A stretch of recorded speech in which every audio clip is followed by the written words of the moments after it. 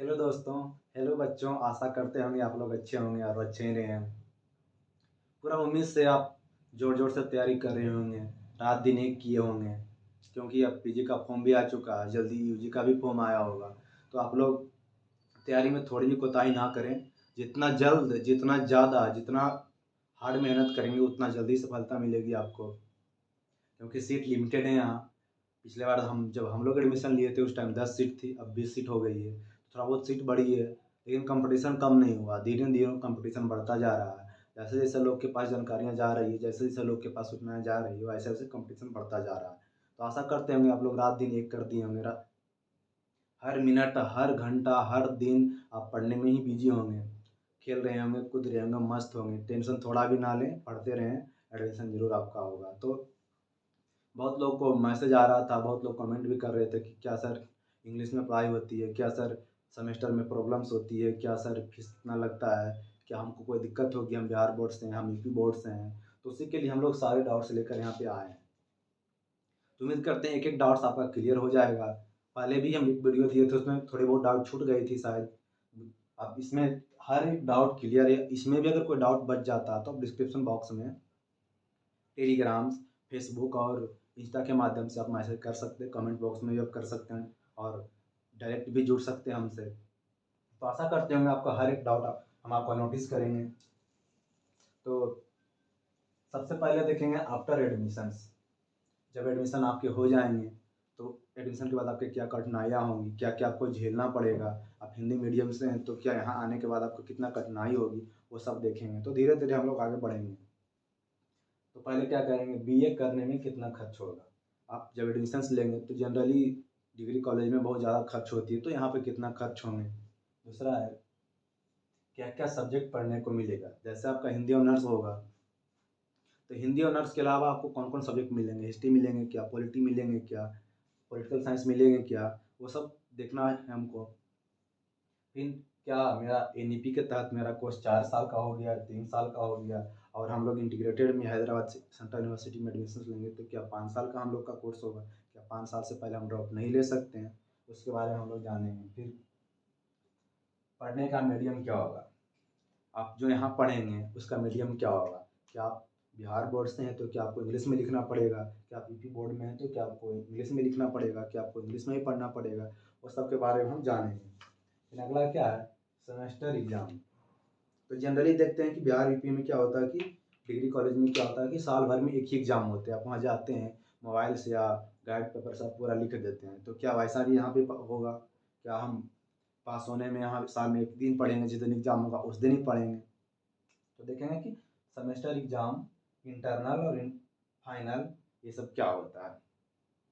फिर क्या यहाँ ग्रेडिंग सिस्टम है। जैसे हमारे यूपी बिहार में ग्रेडिंग सिस्टम नहीं होते, सिर्फ डिवीज़न होता है, first division, second division, third division या और फाइल 5 ही और 4 ही ऑप्शन होते हैं। तो क्या यहाँ यहाँ भी डिवीज़न देगा कि ग्रेड देगा। फिर 7वां देखेंगे हमारे यहाँ प्रोफेसर्स।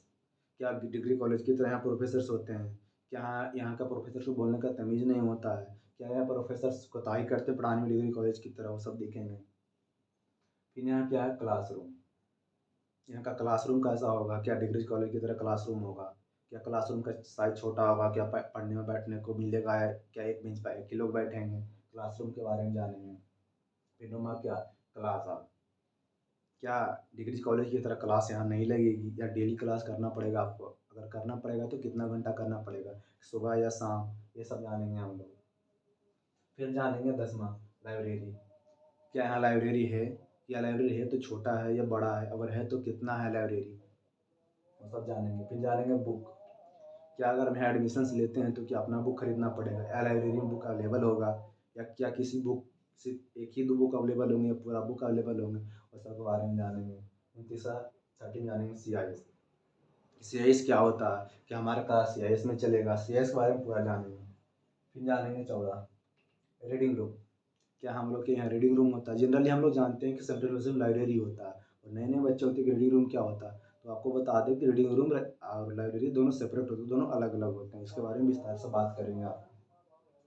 फिर 15 क्या, बस सुविधा। आपको डिपार्टमेंट के लिए हॉस्टल से बस भी जाती है। आप अगर आपके पास साइकिल यहाँ नहीं है तो आप बस की सुविधा से जा सकते हैं, निःशुल्क है, गवर्नमेंट बस है।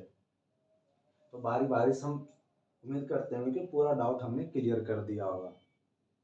और अगर कोई भी डाउट आपको छूट गया जाए या हम यहाँ नोट डाउन नहीं कर पाएँ, मेरे माइंड से निकल जाए, तो आप कमेंट बॉक्स में, डिस्क्रिप्शन बॉक्स में फेसबुक, इंस्टा और टेलीग्राम के लिंक के द्वारा बैक मैसेज भी मुझे कर सकते हैं। याद रहे कि हिंदी डिपार्टमेंट में अगर आप एडमिशन्स लेते हैं तो एडमिशन्स के बाद हमारे पास क्या कठिनाइयाँ होगी, उसके बारी से हम लोग यहाँ जानेंगे। तो बीए करने में कितना खर्च होगा, तो क्या होता है कि यहाँ सेमेस्टर वाइज चलता है।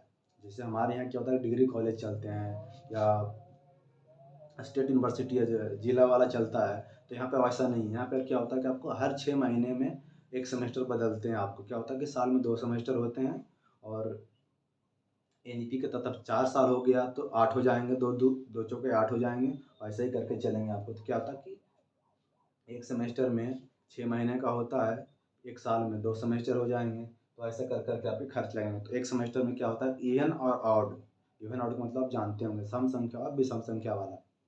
तो क्या होता है कि एक सेमेस्टर में आपके पैसे लगेंगे 2000 के आसपास, 2000 समथिंग लगेगा, और फिर अगले सेमेस्टर में लगेंगे आपके 5000। तो आप बोलेंगे 5000 क्यों, एक सेमेस्टर में 2000, दूसरे में 5000 क्यों? तो क्या होता है कि एक साल का क्या होता है कि आपको पूरा जोड़ता है उसमें। आपको मेडिकल चार्ज भी जोड़ देता है, फाइन जोड़ता है, इलेक्ट्रिसिटी जोड़ता है, बस जोड़ता है, रीडिंग रूम जोड़ता है, बुक जोड़ता है, मतलब ऑल ओवर सारा खर्चा जोड़ता है आपको वो 5000 वाला में। तो क्या होता है कि एक सेमेस्टर में आपको 2000 रुपये लगेंगे, और एक सेमेस्टर में आपको 5000 के आसपास लगेंगे। तो एक साल में आपका 7000 रुपये, तो 7000 के आसपास आपको करीब लगेंगे। तो अगर आप 3 साल में एग्जिट लेना चाहते हैं तो 7 या 21 करें, फिर 4 साल में लेना चाहते हैं, 5 साल में लेना चाहते हैं, आपकी मर्जी पर डिपेंड कर सकते हैं। बिल्कुल भी कंफ्यूजन ना रखें। अगर यहाँ इंटीग्रेटेड चलता है, 5 साल का कोर्स है, तो आप चाहे तो 3 साल में एग्जिट ले सकते हैं, चाहे तो आप 4 साल में एग्जिट ले सकते हैं, चाहे तो आप 5 साल में भी ले सकते हैं, कोई रुकावट नहीं है। हाँ, यहाँ एक सुविधा है कि यहाँ इंटीग्रेटेड मास्टर में आप एडमिशन ले रहे हैं, मतलब कि आप यूजी में एडमिशन लेंगे तो आपको पीजी के लिए भी एंट्रेंस नहीं देना पड़ेगा। हर एक यूनिवर्सिटी में क्या होता है कि आपको सेपरेट बीए में एडमिशन ले लिए, यूजी में एडमिशन आपने ले लिया, तो क्या हुआ, आपको यूजी तक ही वो पढ़ाएंगे। अगर आपको फिर से वहाँ आपको रहना है, फिर से वहाँ आपको पढ़ना है, तो क्या होगा, फिर से आपको पीजी सीयूटी देना होगा, जो एनटीए कराती है, सब लोग जानते हैं एनटीए के बारे में। तो याद रहे कि एक सेमेस्टर में आपको 2000 रुपये लगेंगे, फिर अगले सेमेस्टर में आपको 5000 लगेंगे, फिर अगले में 2000 रुपये लगेंगे, फिर अगले में आपको 5000 रुपये लगेंगे। ऐसे चलते रहेंगे जब तक आप पढ़ाई करेंगे वैसे। तो उम्मीद करते हैं आपको कि खर्च के बारे में पता चल गया होगा। दूसरा हमारा क्या है, क्या क्या सब्जेक्ट पढ़ने को मिलेगा। तो हमारे डिग्री कॉलेज में मोटा मोटी सब लोग जानते हैं कि आप अगर हिंदी डिपार्टमेंट से हैं तो हिंदी के अलावा आप हिस्ट्री ले सकते हैं, इकोनॉमिक्स ले सकते हैं, हिस्ट्री ले सकते हैं, पॉलिटिक्स ले सकते हैं, होम साइंस ले सकते हैं, ज्योग्राफी ले सकते हैं, ऐसा ले सकते हैं। लेकिन यहाँ ऐसा नहीं है। यहाँ क्या होता है कि आपको चॉइस दिया जाता है। आपको ईमेल पे मैसेज आएगा, जो आपका पर्सनली जब आप एडमिशन लेंगे तो यूनिवर्सिटी आपका एक अलग से वो अपना खुद बना कर देगा आपका ईमेल आईडी। वो आपका हर सूचना आपको प्रोवाइड कराएगा। उसी पे आपको चूज़ करने के लिए ईमेल आता है। आपका हिंदी डिपार्टमेंट से तो आपका हिंदी का पेपर हमेशा रहेगा। जब तक आप पूरा 3 साल तक पढ़ें, 4 साल तक पढ़ें, 5 साल तक पढ़ें, आपका पूरा हिंदी का पेपर रहेगा वहाँ पे, उसमें कोई डाउट नहीं।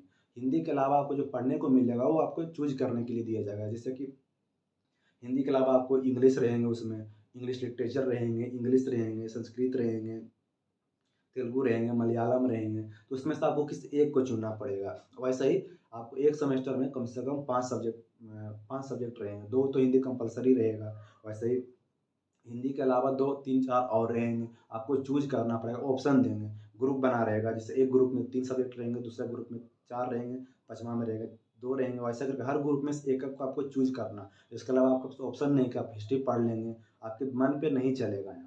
जो आपको देंगे ग्रुप में, आपको उसी से एक चुनना होगा, जो आपको पसंद होगा, जिसको आपको लगता है कि इसको पढ़ना चाहिए, वो आप चूज़ कर सकते हैं अपने मनपसंद पे।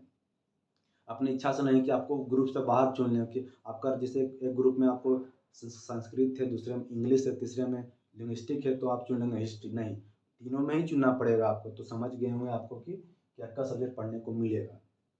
हिंदी आपका वही रहेगा, 2 हिंदी चलेगा हर साल, हर सेमेस्टर। हिंदी के अलावा आपको अलग-अलग विषय मिलेंगे जो आपको चूज़ करना होगा। जैसे हम लोग को मिला था वैसे ही रहेगा। जैसे आप हिंदी को अगर आप फर्स्ट बार एडमिशन लेते हैं तो आपको एक हिंदी साहित्य का इतिहास चलेगा और हिंदी व्याकरण चलेगा। उसके अलावा आपको संस्कृत के अलावा संस्कृत रहेगा, उर्दू रहेगा, तेलुगु रहेगा, ऐसा करके रहेगा। उसमें आपको एक चूज़ करना पड़ेगा इसमें से। फिर इंग्लिश वाले में आपको जाएँगे तो इंग्लिश वाले पहला सेमेस्टर में आपको कंपल्सरी रहेंगे पढ़ना, क्योंकि बेसिक जानकारियाँ उसमें होती है। तो आपको इंग्लिश लैंग्वेज आप ले लेंगे जानकारी के लिए। उसके अलावा आपको हिस्ट्री रहेगा, स्टडी ऑफ हिस्ट्री रहेगा, स्टडी ऑफ फिलॉसफी रहेगा, स्टडी ऑफ अलावा इसके अलावा बहुत सारे कुछ रहेंगे। आपको जो चूज़ करना है उसमें चूज़ करना पड़ेगा। ऐसे ही हर सेमेस्टर आपको चूज़ करते रहना होगा। तो उम्मीद करते हैं कि सब्जेक्ट के बारे में आपको पता चल गया होगा। हिंदी आप करेंगे, हिंदी का टेंशन है। हाँ, हिंदी भी बदलेंगे। जैसे आप फर्स्ट सेमेस्टर में पढ़ेंगे आप हिंदी साहित्य का इतिहास और हिंदी व्याकरण। दूसरे में क्या हो जाएंगे, प्रयोजन मूलक हिंदी हो जाएंगे, और एक हो जाएंगे संप्रेषण हो जाएंगे। फिर अगले में जाएंगे तो जनसंचार और मीडिया हो जाएगा। फिर अगले में जाएंगे तो मध्यकालीन मध्यकालीन साहित्य हो जाएगा हिंदी वाला। फिर आधुनिक हिंदी साहित्य का इतिहास हो जाएगा, आधुनिक काव्य हो जाएगा। ऐसे करके आपको बदलते रहेंगे, और हिंदी भी बदलते रहेंगे, पर हिंदी ही रहेंगे। उम्मीद करते हैं ना सब्जेक्ट के बारे में आपके सारे कंफ्यूजन दूर हो गए हैं। तीसरा देखेंगे, क्या हम एडमिशन के बाद एनईपी के तहत 4 साल का कोर्स हो गया है, क्या हम 3 साल में यूनिट ले सकते हैं, क्या हम 5 साल तक हमको पढ़ना पड़ेगा। तो उम्मीद है, पहले यहाँ 3 साल तक बीए चलती थी, सब जहाँ चलती थी। एनईपी के बाद अब 4 साल का हो गया है। 4 साल का मतलब क्या हुआ कि अब 4 साल जब करेंगे तो क्या आपका एमए 2 साल का होता था, 1 साल का हो जाएगा। आप समझ गए होंगे मेरी बातों को। पहले 3 साल का होता था तो क्या होता था कि एमए आपको 2 साल पढ़ना होता था, लेकिन अब क्या हो गया कि अब 4 साल का बीए करेंगे तो आपको 1 साल एमए पढ़ना पड़ेगा। और 4 साल बीए पढ़ने के लिए फ़ायदा भी होता है, क्योंकि अब 3 साल में पढ़ लेंगे तो आपको सिंपल बीए का डिग्री मिलेगा। अगर हिंदी डिपार्टमेंट से भी है तो आपको सिंपल बीए का डिग्री मिलेगा। अगर आपको बीए ऑनर्स का डिग्री चाहिए, मतलब ऑनर्स का मतलब होता है उस विषय में आप थोड़ा बहुत ज्ञाता हैं। सिंपल बीए का मतलब कुछ नहीं है, आप सारे विषय में समझेंगे कि उतना ही ज्ञान है आपके पास। लेकिन ऑनर्स का मतलब होता है कि आप अच्छा ज्ञाता हैं। तो याद रहे कि 3 साल से बेहतर है कि आप 4 साल तक पढ़ लें। हाँ, 4 साल के पढ़ने के बाद आपका क्या होगा कि एमए 1 साल का हो जाएगा। आप चाहे तो 3 साल में भी एग्जिट ले सकते हैं, कोई रुकावट नहीं है। और चाहे तो 4 साल में भी ले सकते हैं ऑनर्स का लेके, कोई दिक्कत नहीं है। चाहे तो 5 साल तक भी पढ़ सकते हैं। अगर 5 साल तक पढ़ लेंगे तो आपको फ़ायदा ही होगा, क्योंकि एंट्रेंस एग्ज़ाम देना नहीं पड़ेगा आपको। सेंट्रल यूनिवर्सिटी में भी बीए में साथ हो जाएगी आपको, 1 साल बचेगी भी। तो याद रहे कि आप समझ गए होंगे 4-3 साल में अंतर, कोई दिक्कत नहीं। अब चौथा देख लेंगे, पढ़ने का मीडियम क्या होगा। पढ़ने का मीडियम क्या होगा, तो आज रहेगा आप हिंदी डिपार्टमेंट से हैं तो आपको हिंदी, बस हिंदी ही रहेगा। हिंदी के अलावा आपके जितने भी इलेक्टिव सब्जेक्ट होंगे, मतलब जितने भी सब्जेक्ट आप चुनेंगे पढ़ने के लिए हिंदी के अलावा, तो आपको इंग्लिश में ही लिखना पड़ेगा। प्रोफेसर आपको इंग्लिश में ही पढ़ाएंगे और आपको इंग्लिश में ही लिखना पड़ेगा एग्जाम में। इसके अलावा आप फेल कर जाएंगे अगर हिंदी में लिखते हैं या आपको समझ में नहीं आती है, तो आपकी प्रॉब्लम्स होगी। लेकिन हाँ, क्योंकि ये जो हैदराबाद सेंट्रल यूनिवर्सिटी और साउथ रीजन में ज़्यादातर प्रोफेसर साउथ के ही रहते हैं, बहुत कम प्रोफेसर नॉर्थ इंडिया के रहते हैं। इन्हें भाषा प्रॉब्लम होती है। आप हिंदी डिपार्टमेंट से हैं तो क्या आप हिंदी में एग्जाम में लिख देंगे तो क्या होता है कि वो हिंदी नहीं जानते हैं। आप आंसर सही लिखेंगे, इसमें कोई दिक्कत नहीं है, पर वो नहीं पढ़ पाते हैं ना आपका आंसर को, इसलिए वो चाहते हैं कि आप इंग्लिश में ही लिखें। सबको लिखना होता है इंग्लिश में, तेलुगु वाले बच्चे भी इंग्लिश में ही लिखते हैं, इसमें कोई दिक्कत नहीं है। तो हाँ, अगर आप हिंदी डिपार्टमेंट से तो आपका सिर्फ हिंदी में लिखना होगा। प्रोफेसर आपको हिंदी में पढ़ाएंगे, कोई दिक्कत नहीं है। हाँ, हिंदी के अलावा कोई जितना भी सब्जेक्ट होगा वो आपको इंग्लिश में होगा। इंग्लिश में प्रोफेसर पढ़ाएंगे, इंग्लिश में आपको पीपीटी देंगे, इंग्लिश में आपको नोट्स मिलेगा, इंग्लिश में आपको एग्जाम में लिखना होगा। तो समझ गए होंगे पढ़ाने का मीडियम। अब सेमेस्टर एग्जाम जानते हैं क्या होता है। जनरली आप बीएम जानते हैं, सब लोग जानते हैं। डिग्री कॉलेज वगैरह में, गाँव वगैरह में, देहात वगैरह में क्या होता है कि साल में एक ही बार एग्जाम होता है फाइनल। उसमें भी लोग मोबाइल से लिख लेते हैं, क्या पता कि गार्ड लेते हैं, वो छाप देते हैं। टीचर्स भी लोग करा देते हैं कि बाबू लिखो, कोई कड़ाई नहीं होता। पर यहाँ ऐसा नहीं, यहाँ हर 6 महीने में फाइनल एग्जाम्स होगी, और उसमें भी आपके कोई चीटिंग नहीं चलेंगे, कोई मोबाइल वगैरह नहीं चलेगा, कैमरा लगा रहता है। बहुत सारे टीचर प्रोफेसर्स होते हैं, पीएचडी स्कॉलर्स आपको देखभाल करने के लिए होते हैं, बहुत सारे स्टाफ होते हैं। अगर आप पकड़ा गए चोरी करते हो तो आपकी ज़िंदगी खराब हो जाएगी, क्योंकि अगर आप एक सेमेस्टर में पढ़ाएं, अगर किसी एक सब्जेक्ट में आप पकड़ा गए चोरी करते हो तो क्या होता है कि आपको पूरे सब्जेक्ट पर लाल कलम चला देता है। आपको फिर से पढ़ना पड़ेगा, तो क्या फ़ायदा हुआ, फिर आप एक साल पीछे चले जाएंगे। इसलिए याद रखें, सेमेस्टर एग्जाम में बहुत हार्ड होता है। क्या होता है, आप अपने मन से लिखिए, चोरी नहीं की, जो आता है आपको वही लिखिए। तो याद रखिए, सेमेस्टर एग्जाम हर 6 महीने में फाइनल एग्जाम होगी। और सेमेस्टर फाइनल एग्जाम क्या होता है कि आपको फाइनल एग्जाम 60 मार्क का होता है।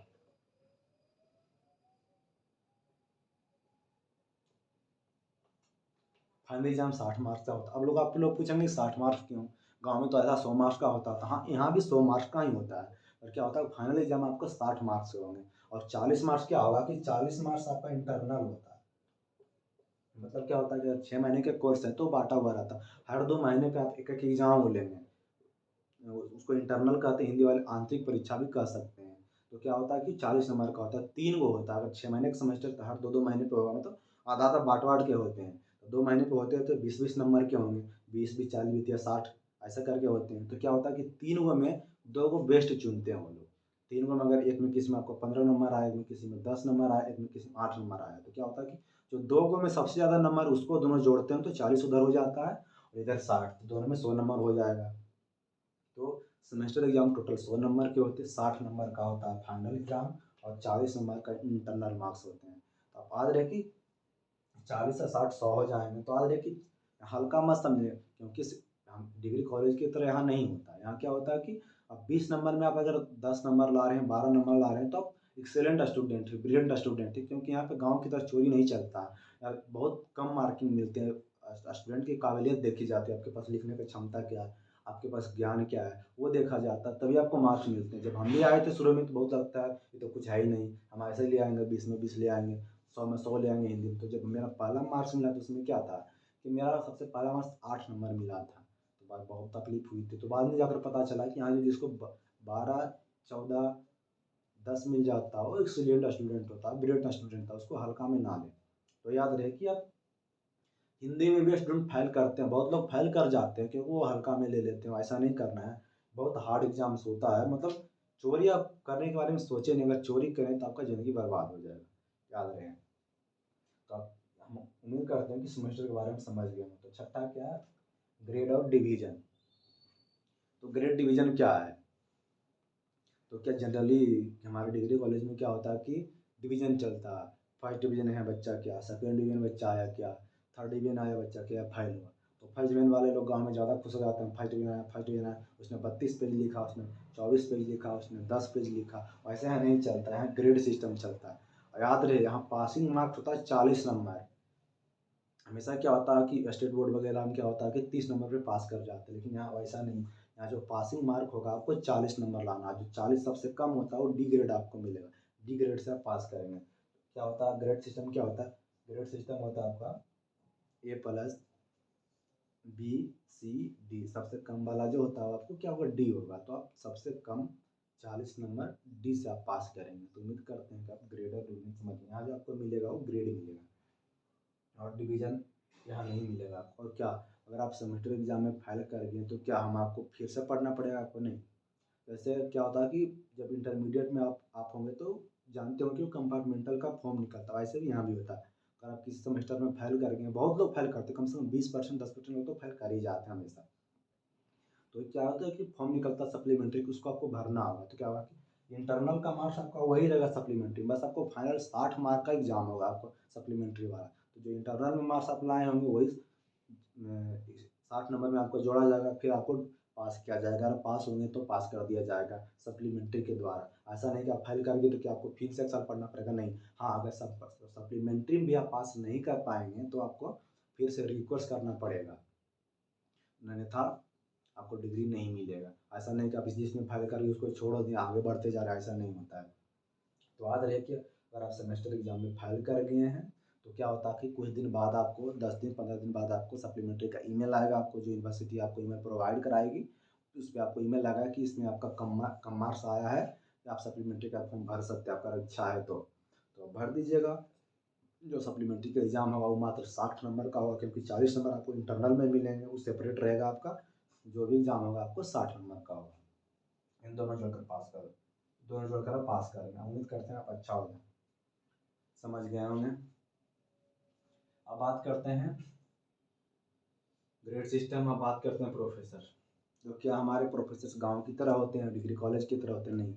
यहाँ का प्रोफेसर स्कॉलर होते हैं, पीएचडी करके हुए आए होते हैं, बहुत खतरनाक प्रोफेसर होते हैं। आप उम्मीद नहीं कर सकते इतना प्रोफेसर होते हैं। मन में हल्का में ना लेगा है कि अब हिंदी में हम तोड़ देंगे, पहाड़ काट देंगे, दशरथ मांझी की तरह पहाड़ चाहिए था वैसे हिंदी को भी काट देंगे, ऐसा नहीं होता है यहाँ पे। यहाँ पे आपको 15-20 में सब 15 ले आए हैं, 14 ले आए तो आप एक्सीलेंट लड़का है। बहुत तो 17 भी लाता है।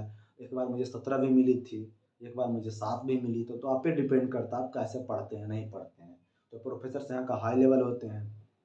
तीनों प्रोफेसर आपको मिलेंगे, असिस्टेंट भी पढ़ाएंगे आपको, कुछ गेस्ट फैकल्टी भी पढ़ाते हैं, लेकिन जनरली ऑनर्स पेपर में गेस्ट फैकल्टी नहीं पढ़ाते हैं। हाँ, इलेक्टिव में पढ़ा सकते हैं। गेस्ट फैकल्टी का मतलब क्या होता है कि पीएचडी करके आते हैं वो लोग, पढ़ाते हैं ट्रेनिंग के रूप में, वैसा ही होता है। लेकिन जो आपका हिंदी ऑनर्स है तो उसमें जनरली प्रोफेसर्स ही आपको पढ़ाएंगे। जैसे हिंदी का प्रोफेसर सभी हमारे हैं, जो आप फर्स्ट सेमेस्टर में एडमिशन लेंगे तो आपको पढ़ाएंगे भीम सिंह, एसोसिएट प्रोफेसर हमारे, बहुत खतरनाक टीचर्स हमारे। हम लोग को पहला बैच पढ़ाए थे एनईपी वाले को, बहुत खतरनाक टीचर है भीम सिंह। उसके बाद दूसरा टीचर हम लोग को पढ़ाए थे डॉक्टर सरवदे करके पढ़ाएंगे आपको, फिर मनुपूर्णा पढ़ाएगी, फिर श्यामराव सर पढ़ाएंगे, फिर आलोक पांडे सर पढ़ाएंगे, फिर आत्माराम सर पढ़ाएंगे, फिर डॉक्टर अंजन नेहरू सर पढ़ाएंगे। ये सब हिंदी का प्रोफेसर हमारे। तो आप पहला में एडमिशन लेंगे तो आपको भीम सिंह पढ़ाएंगे, दूसरा फिर अनुपूर्णा मैडम पढ़ाएगी आपको, सरवदे पढ़ाएगी, ऐसे करके आपको हर पदार्थ चलेंगे। फिर धीरे धीरे आपको सीनियर टीचर प्रोफेसर भी मिलेंगे, डॉक्टर आलोक पांडे मिलेंगे, फिर भीम सिंह, ये सब सीनियर में आते हैं प्रोफेसर्स में। धीरे धीरे आप जैसे जैसे आप पढ़ेंगे प्रोफेसर भी बदलते जाएंगे आपको। ये नहीं कि आपको एक ही प्रोफेसर पढ़ाएंगे, नहीं, आपको हर सेमेस्टर में हर सब्जेक्ट में प्रोफेसर आपके बदलेंगे, नए प्रोफेसर आएंगे, वो पढ़ाएंगे आपको। तो उम्मीद करते हैं आपको प्रोफेसर के बारे में ज़्यादा जानकारी आपको मिल गई। क्लासरूम, अब क्लासरूम के बारे में हम देखेंगे। क्लासरूम कैसा होता है, क्या पढ़ने के लिए अच्छा व्यवस्था है, क्या क्लासरूम में एसी है या नहीं है, क्या एक बेंच पे 7-8 को बैठ जाते हैं, क्या भुइयाँ में भी लोग बैठते हैं, क्या बोरा बिछा के लोग बैठ जाते हैं, नहीं। क्लासरूम ए प्लस प्लस ग्रेड आप देख सकते हो उसको, 5 स्टार क्लासरूम यहाँ मिलेगी आपको, इसमें कोई दिक्कत नहीं है।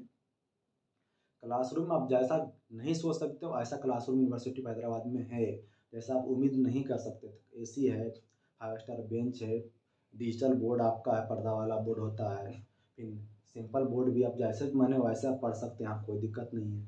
तो उम्मीद करते हैं क्लासरूम के बारे में समझ गया मैं। और दोस्तों हम लोग जानेंगे क्लास आवर। तो क्या यहाँ पर 75% अटेंडेंस जरूरी है, क्लास जाना जरूरी है क्या? 75% अटेंडेंस जरूरी है क्या? क्या डिग्री कॉलेज की तरह, स्टेट यूनिवर्सिटी की तरह यहाँ कॉलेज जाना कंपलसरी नहीं है क्या? नहीं, ऐसा नहीं है। आपको 75% अटेंडेंस कंपलसरी है। 74.999% भी रहेगा तो आपको एग्जाम से निकाल देगा, एग्जाम आपको देने नहीं देगा। तो उम्मीद करते हैं क्लास आवर के बारे में समझिए। आपका जो फर्स्ट सेमेस्टर में क्लास होगा वो 8 बजे से लेकर 6 बजे तक चलेगा। ये ना समझे कि 8 बजे से 6 बजे तक पढ़ता रहे, नहीं, ऐसा नहीं है। अगर आपका क्लास फर्स्ट सेमेस्टर में आपका अगर 8 बजे से क्लास 8 से 9 चलेगा स्टडी ऑफ हिस्ट्री बात की मतलब, तो फिर 2-3 घंटा गैप रहेगा, फिर ऐसा ऐसा गैप करके कुछ पढ़ाएगा, जिससे क्योंकि वो प्रोफेसर आपको भी पढ़ाते हैं, दूसरे को भी पढ़ाते हैं, वैसा करके गैप भी रहता है। 9 से अगर 8 से 9 आपकी क्लास है, फिर हो सकता है 11 से 12 हो सकता है, उसके बाद एक मरते 5 से 6 पढ़ाएंगे, सारे उसमें गए एक ही सेशन आपका खाली ही है। मतलब कहने का मतलब हुआ कि जो क्लासरूम हमारा खुला रहेगा वो 8 बजे से लेकर शाम 6 बजे तक खुला रहे, उसी के बीच आपका क्लास चलते रहेगी। दिन भर में आपका 3 या 4 ही क्लास होंगे, ज़्यादा नहीं होंगे। बात करते हैं 3-4 क्लास हाईएस्ट, इसके अलावा नहीं आपकी क्लास चलेगी। क्लास गैप गैप करके पढ़ाया जाता है। अगर 8 से 9 है तो फिर हो सकता है 12 से 1 चलेगा, हो सकता है फिर 4 से 5 चलेगा, ऐसा करके क्लास चलती है। तो आज देखिए क्लास के बारे में आप सारी जानकारी हो गई होगी। अब जानेंगे लाइब्रेरी। तो क्या है, लाइब्रेरी है सेंट्रल यूनिवर्सिटी की तरह, अगर है भी तो कितना छोटा है, कितना बड़ा है, और कितना लाइब्रेरी यहाँ पे। तो हम बता दें कि यहाँ पे 2 लाइब्रेरी है।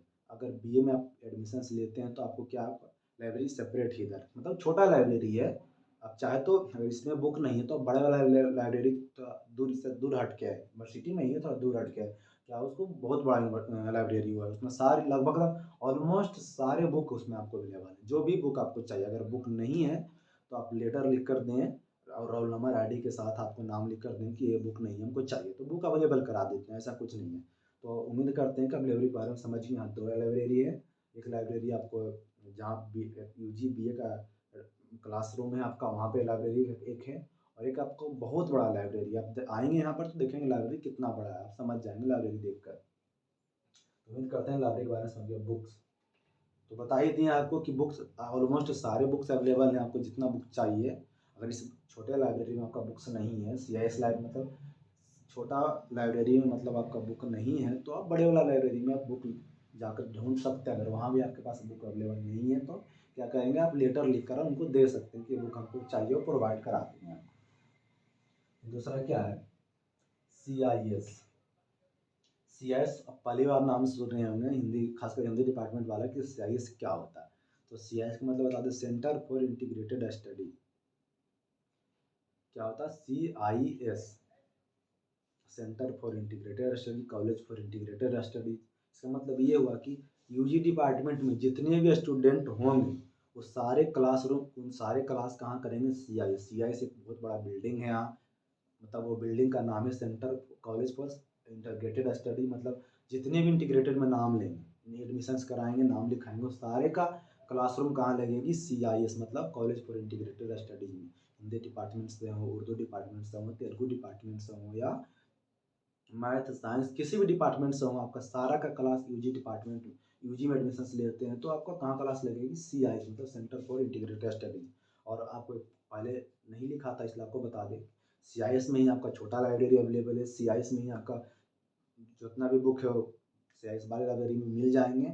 और जो क्लासरूम आपका होगा वो सीआईएस में ही चलेंगे क्लासरूम, क्योंकि नाम ही इसका सेंटर फॉर इंटीग्रेटेड स्टडी। जितने भी इंटीग्रेटेड में एडमिशन कराएंगे वो सीआईएस में पढ़ेंगे। बहुत बड़ा बिल्डिंग है, आप जाकर देख भी सकते हैं, आएंगे तो आप देखेंगे बहुत बड़ा बिल्डिंग है। उसी में है रीडिंग रूम भी है, तो बहुत क्या सीआईएस में ही एक रीडिंग रूम भी अवेलेबल है। रीडिंग रूम तो बहुत लोग सुनेंगे रीडिंग रूम लाइब्रेरी अलग होता है क्या, हाँ रीडिंग रूम लाइब्रेरी दोनों सेपरेट होता है। लाइब्रेरी में क्या नियम है कि आप उसमें सिर्फ बुक रहेगा, वहाँ पर आप बुक इशू करा सकते हैं, एक बुक को आप 3 बार इशू कराएंगे। जैसे कि किसी आप अगर आज बुक लें तो 15-20 दिन आपको उसका लिमिट है, तो क्या होता है कि आप रूम पे भी बैठे आप उसको 3 बार एक्सटेंड कर सकते, 3 बार बढ़ा सकते हैं, 3 बार करके।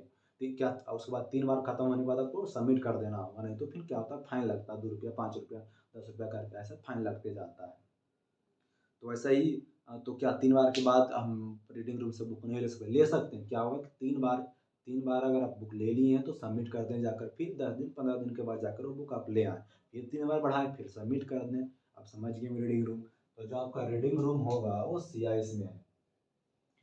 रीडिंग रूम लाइब्रेरी अलग है, लाइब्रेरी में बुक होता है, वहाँ बुक आप ले जा सकते हैं, कुछ बुक वहाँ पे रखा रहता है, उस बुक आप इशू नहीं करा सकते। लेकिन रीडिंग रूम में क्या है, रीडिंग रूम आपको सिर्फ पढ़ने के लिए दिया जाता है, उसमें इंटरनेट आपका सुविधा रहेगी, आपको फ्री में इंटरनेट मिलेगा, वहाँ पढ़ने के लिए आप इंटरनेट से बैठ के पढ़ सकते हैं, कोई दिक्कत नहीं। तो रीडिंग रूम और लाइब्रेरी दोनों सेपरेट सेपरेट है, दोनों एक ही है। लाइब्रेरी हमारा नीचे है, रीडिंग रूम उसी के ऊपर है, दोनों सब साइज में ही सेपरेट है। तो आप समझ गए कि library, CIS, book, reading room. तो हम जानते हैं बस सुविधा। तो भाई बस सुविधा की क्या ज़रूरत है, तो आप जो आपका सीआईएस है, वो जो सीआईएस है आपका हॉस्टल से बहुत नज़दीक है शहर, मतलब आप पैदल 5 से 7 मिनट में जा सकते हैं। तो भाई बस की सुविधा क्या चाहिए हमको, तो हाँ जो आप जब सीआईएस आप मतलब बीए या यूजी का आप हिंदी डिपार्टमेंट से हैं, अगर बीए यूजी में आप पास कर गए 3-4 साल के बाद या 3 साल बाद आप पास कर गए, तो आपको 5वां साल जो आपको हिंदी डिपार्टमेंट का अलग अलग डिपार्टमेंट फिर मिलेगा। इंटीग्रेटेड के बाद सबका अलग अलग डिपार्टमेंट हो जाते हैं। जैसे अभी क्या होता है कि ग्रेजुएशन में सबका इंटीग्रेटेड में ही क्लास चलती है, उर्दू वाले की भी, तेलुगु वाले की भी, और साइंस वाले के भी, मैथ वाले के भी, सबका एक ही साथ क्लास चलती है, मतलब रूम अलग अलग है। बहुत बड़ा बिल्डिंग है, आप देखेंगे तो चौंक जाएंगे।